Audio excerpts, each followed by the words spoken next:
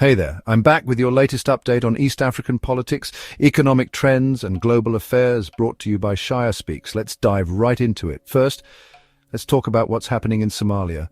Puntland forces are carrying out counter-terrorism operations in the Kalmado Mountains. National allies. In a big move against al-Shabaab, Somali and US forces conducted joint airstrikes in Al-Kausa, Middle Shabelle. They successfully took out some high-ranking al-Shabaab members, but as always, there are concerns about the long-term strategy and potential civilian casualties. Now here's where it gets controversial.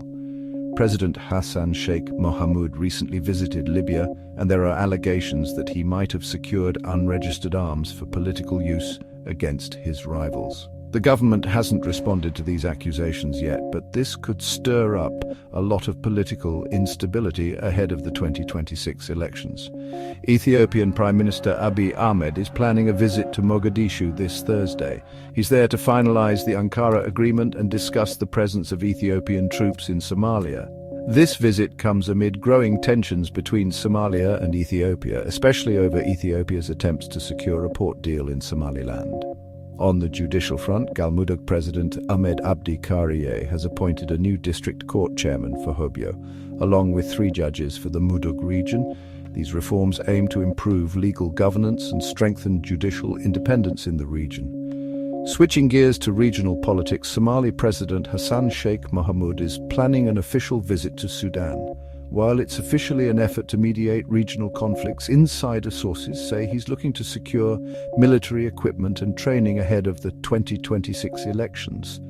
This move raises concerns about further militarizing the Horn of Africa. Now let's discuss the future of US military presence in Africa. There are ongoing discussions about downsizing or restructuring the US Africa Command, also known as AFRICOM. Any reduction in AFRICOM's presence could significantly impact security efforts in Somalia and across the continent, affecting counter-terrorism operations and military aid.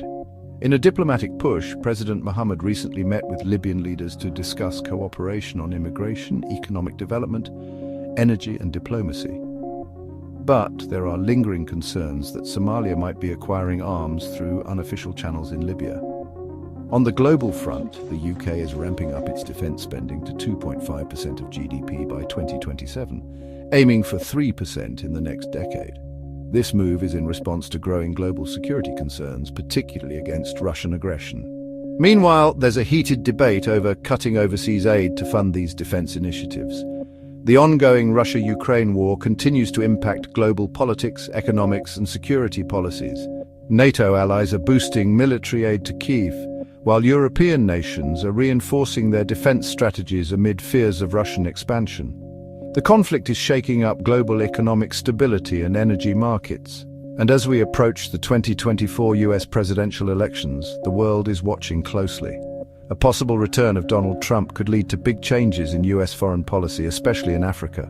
This could affect military partnerships, trade and counterterrorism efforts, with wide-reaching implications for US-Africa relations. ShireSpeaks is committed to bringing you in-depth analysis on East African politics, economic developments and global trends. Our YouTube channel is launching soon, so stay tuned for exclusive insights, expert interviews and real-time discussions on critical issues shaping Somalia and beyond. For more updates, follow us on YouTube, Facebook and TikTok under Insight 360. Thanks for tuning in and see you next time.